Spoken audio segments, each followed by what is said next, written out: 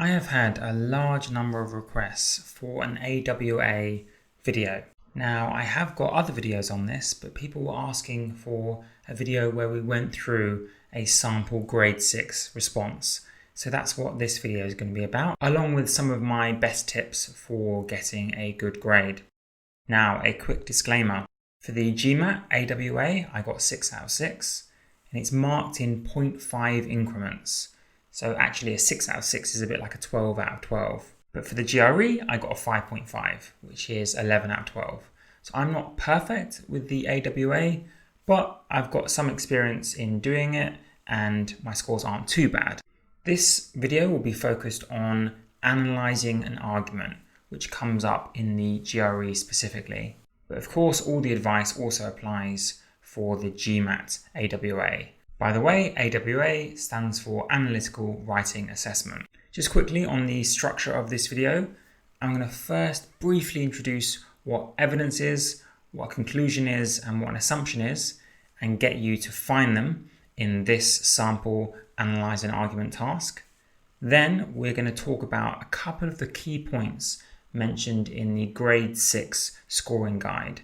And I think I'm going to focus really on those things that students can improve with just a couple of weeks to go before the test, as opposed to essay writing skills that take years to develop.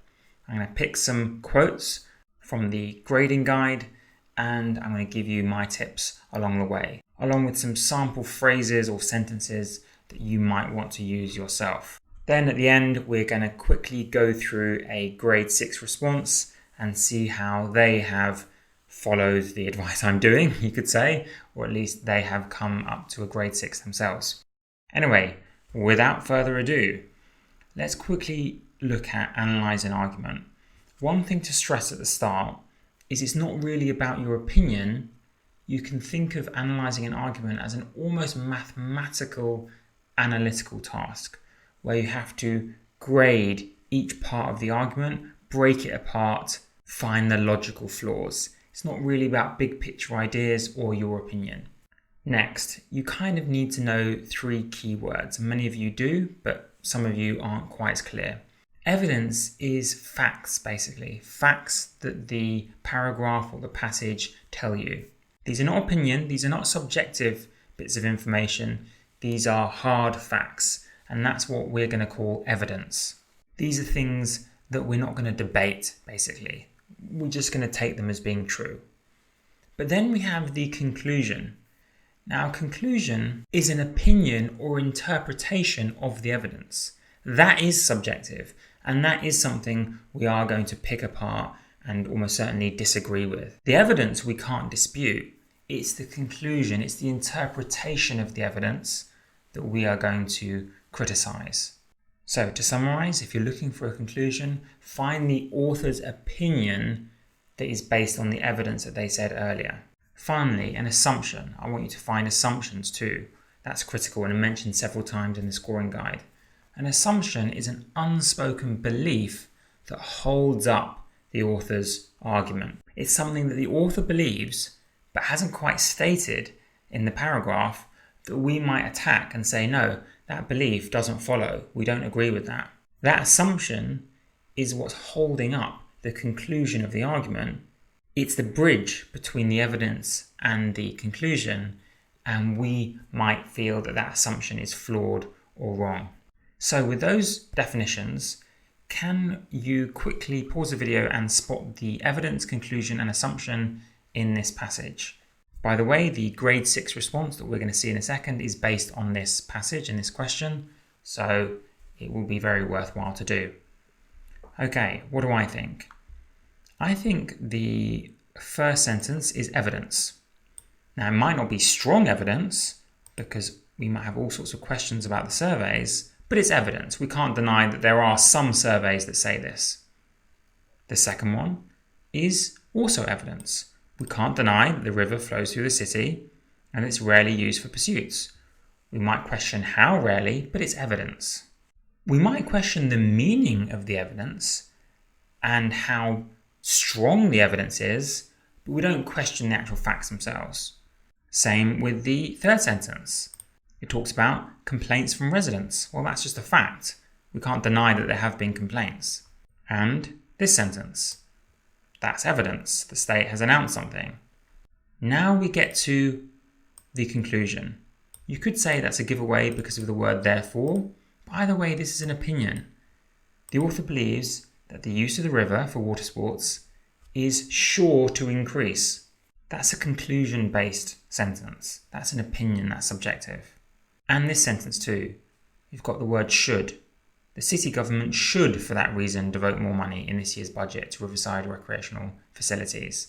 That's an opinion, that is a conclusion. Now, what about assumptions? Now, obviously, I'm sure you have paused and read the passage, but for me to find the assumption and clarify what it is, I'm going to have to actually read the passage. So let's quickly do that. In surveys, Mason City residents rank water sports, swimming, boating and fishing among their favourite recreational activities. Obviously, you'd read more slowly than this, but the Mason River flowing through the city is rarely used for these pursuits, however, and the City Park Department devotes little of its budget for maintaining riverside recreational facilities. So because it's rarely used, the City Park Department doesn't give much of its money to maintaining these facilities. For years, there have been complaints from residents about the quality of the river's water and the river's smell. In response, the state has recently announced plans to clean up the river. Sounds good. Use of the river for water sports is therefore sure to increase. Do we know that for sure? Can we spot any assumptions? The city government should, for that reason, devote more money in this year's budget to riverside recreational facilities. Here's one quick assumption. There are many you can find. I'll just give you one example that I've just noticed. Is it true that if we clean up the river, the smell will go away? It could be that the smell comes from the animals who live in the river or live near the river, and it's just a natural feature of the river, and therefore cleaning up the river won't change the smell and won't change the complaints. That's one assumption. Another assumption would be that water sports is important enough for the city government to spend more money on it. Even if it's true that spending money will lead to a rise in use of water sports, the author is assuming that that is a good enough reason to devote more taxpayer money to that project. That's an assumption. We can attack that, we can criticize that. So those are examples of pieces of evidence, conclusions, and assumptions. Now let's get to the grading guide before we see the sample response. The first quote I picked out from the grading guide is for score 6. It talks about the student developing ideas cogently, organizing them logically, and connecting them with clear transitions. And I've got a key bit of advice here. What you can do is pick apart every sentence in order to find good criticisms. Sometimes you can easily run out of criticisms, and many students ask me what to do. What I would do is start with the first sentence, find any flaws you can think of. For example, what are these surveys? Are they reliable? How many people were sampled? These are some of the criticisms we could talk about in the first sentence. When you've run out of ideas, then go on to the next sentence. It talks about little of its budget, but how little? Are we talking percentages or absolute amounts? Are there any private sector investors? And that's why the city spends little of its budget, because other people do it. We don't know. And you go through sentence by sentence. And that helps with this grade 6, right? Because you're doing it logically. You're organizing your passage cogently, coherently, in an order. So it's my secret, not only for not running out of ideas, but also making sure my paragraphs have a logical flow. Now, another thing that I think they mean is having nice transition words or transition phrases between paragraphs. Not for every single one, but just sometimes throwing in the word furthermore, moreover, or a phrase like, these assumptions lead us to another flaw in the author's argument. Just filler sentences that help the essay flow from one paragraph to another. That's also ideal for getting that grade 6. Of course, don't be intimidated by anything that I'm saying here. If you don't get to do all of these things, you can still achieve great grades, 4.5, 5, 5.5, etc. Now, what's the next thing from the scoring grade that I want to pick out? It talks about the student conveying ideas fluently and precisely, using effective vocabulary and sentence variety. So there's a couple of things I want to mention there. What about sentence variety at the end? That just means don't always have really long sentences, or don't always have really short sentences. Mix it up. Sometimes have short sentences, sometimes have longer sentences. What about conveying the ideas fluently and precisely? Well, everyone makes mistakes when they rush. Everyone makes typos. That's why I advise every single student to leave at least 5 minutes at the end of their essay. So that means stopping at minute 25 and going over and proofreading what you've written. Take out those errors. Take out those repeated words, those typos. If you're not sure if you spelt a word right, find a different word for what you're trying to say. Try to ensure that there are no typos, spelling errors, grammatical mistakes, etc. This will help with getting that grade 6 and ticking the box of conveying ideas fluently and precisely. As I mentioned in the other video, and you can check that one out, try to use effective vocabulary, so throw in a couple of fancy words. Ostensibly, putatively, those are some of the ones I use, but you can think of words yourself. Advanced words, words to spice things up and show them that you're smart, basically. Make sure you're using the word correctly though. I see too many students, often non-native speakers, use a word and they think they know how to use it, but double check that you're using the word correctly. You want to make sure you're actually sounding smart and not silly. Now at this point, I wanted to give you 4 sample sentence starters to help your ideas be shaped in the right direction. And the first one was, the argument is lacking in appropriate evidence to support its conclusions, for example. This is mentioned in the scoring grade, and I think it's a great sentence starter because it forces you to answer what the question is actually asking. What evidence is missing? It forces you to think about, well, I wonder if they had this bit of evidence, then things would change. For example, in this one, is there any private sector investment in the riverside recreational facilities? The argument is lacking in that appropriate evidence, and therefore its conclusion isn't supported. So this sentence starter, aside from being fancy, is also a great way to structure ideas. Second one, the author is assuming that. This will help you to remember to mention some of the assumptions that the author uses. Thirdly, the author leaves us with the following questions. This is again mentioned in the scoring guide for grade 6, and it's a great prompt for you to think about what questions you have. For example, as we mentioned, how many people were surveyed? Or how many complaints were there? Are we talking 2 complaints from people who complain all the time? Or are we talking about hundreds of complaints from across the city? We don't know. These are the questions that we're left with, and that's why this is a great sentence starter. Fourthly, there are alternative explanations for the information in the argument, such as a brilliant sentence starter, and it could be used here by talking about, well, the information about the City Park Department devoting little of its budget could be because they're bankrupt. That's an alternative explanation. It's not that they don't care about the river, they're just bankrupt. So the idea that they should spend more money is fallacious because they don't have the money to spend. So each of those 4 sentence starters helps to prompt you to come up with good arguments, good assumptions, good criticisms. Again, there's no memorized template you can use that's going to guarantee you a grade 6. It does depend on the quality of your writing. I'm not trying to mislead you, but I'm trying to give you as many tips as I can to help you along that journey. Finally, let's now go through a grade 6 response that was based on this question, and we'll see how they've ticked the boxes that we've been talking about. This was not my essay, but it's a good one, obviously. What do they say? While it may be true that the Mason City government ought to devote more money to the facilities, this author's argument does not make a cogent case for increased resources based on river use. So this is kind of an introduction, it looks like. Not really saying much, just an introduction. You can skip introductions, they say in the grading guide, or you can have them, it's kind of up to you.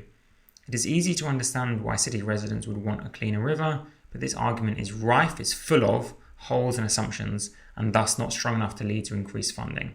Again, they haven't really said anything here, they're just introducing their argument. I think that's optional, and the grading guide does say it's optional, but given that this person got a grade 6, you could think of it as a good idea maybe. Okay, next paragraph. Citing surveys of city residents, the author reports city's residents' love of water sports. It is not clear, however, the scope and validity of that survey. Notice how they're kind of following that tip I gave you earlier about starting with the first sentence, working their way down, finding the criticisms. They're attacking the survey. For example, the survey could have asked residents if they prefer using the river for water sports or would like to see a dam built, which may have swayed the residents toward river sports. So they're pointing out a possible flaw in the survey, which is if you're just comparing two things, people might have said, oh yes, we prefer water sports to something else. That doesn't mean they actually like water sports. The sample may not have been representative of city residents, that's what I was saying earlier, asking only those residents who live upon the river. The survey may have been 10 pages long with 2 questions dedicated to river sports. So the person's ripping apart these surveys. We just do not know. Notice the short sentence, along with the long sentences. Unless the survey is fully representative, valid and reliable, it cannot be used to effectively back the author's argument. There we go. Additionally, as a joining adverb helping with the flow of the paragraphs. The author implies that residents do not use the river for swimming, boating and fishing, despite their professed interest, because the water is polluted and smelly. While a polluted, smelly river would likely cut down on river sports, a concrete connection between the residents' lack of river use and the river's current state is not effectively made. So they've found a different assumption. Maybe people aren't using the river for water sports not because of the smell, but for another reason. We didn't find that assumption, but that's another good one. Though there have been complaints, we do not know if there have been numerous complaints, that's what I was saying, from a wide range of people, or perhaps from 1 or 2 individuals who have made numerous complaints. So notice it's quite chronological. They're talking about the complaints, which are halfway through the passage. Okay, to strengthen his or her argument, the author would benefit from implementing a normed survey asking a wide range of residents why they do not currently use the river. Notice the person is constantly suggesting ways to improve the argument. That's a really good sign of someone who's a grade 6 rather than a grade 5.5. Notice they're suggesting, here's a way you can improve the survey. And then they talk about a way of finding out if the complaints are reliable or not. It's a really fancy thing to do if you've got the time. Suggest the ways that the argument could be improved as well. Building on the implication. A nice flowy way to start a sentence, a paragraph. That residents do not use the river due to the quality of the river's water and smell. The author suggests that a river cleanup will result in increased river usage. If the river's water quality and smell result from problems which can be cleaned, this may be true. For example, if the decreased water quality and aroma is caused by pollution by factories along the river, this conceivably could be remedied. This is what I was talking about. Can the smell be removed or can it not be? It's an assumption that the author made that the smell can be removed. But if the quality and aroma results from the natural mineral deposits in the water or surrounding rock, this may not be true. Don't be worried, by the way, if the assumptions that you found were different to these. Any assumption is worth attacking here. There are some bodies of water which emit a strong smell of sulfur due to the geography of the area. This is not something likely to be affected by cleanup. That is smart, I wouldn't have thought about that. That's an extra example, and the grading guide did mention that you can come up with examples, but they're not necessary for a grade 6, but that's a smart one. This is a possible reason why the river smells. This is not something likely to be affected by cleanup. Consequently, a river cleanup may have no impact upon river usage. Regardless of whether the river's quality is able to be improved or not, the author does not effectively show a connection between water quality and river usage. At this point, the person was probably running out of time, so they did a conclusion paragraph, possibly. Let's see. A clean, beautiful, safe river often adds to a city's property values, leads to increased tourism and revenue from those who come to take advantage of the river. So they're actually, in a way, supporting the argument here briefly, or saying it's possibly correct and a better quality of life for residents. For these reasons, city government may decide to invest in improving riverside recreational facilities. So they could do that. However, this author's argument is not likely significantly persuade. So the person has made a grammatical error here because they've said, however, this author's argument is not likely significantly persuade. That doesn't make sense. But the grading guide did mention you can make minor mistakes and still get a grade 6. And this shows that. Persuade the city government to allocate, and they spelled government wrong. There should be an N here.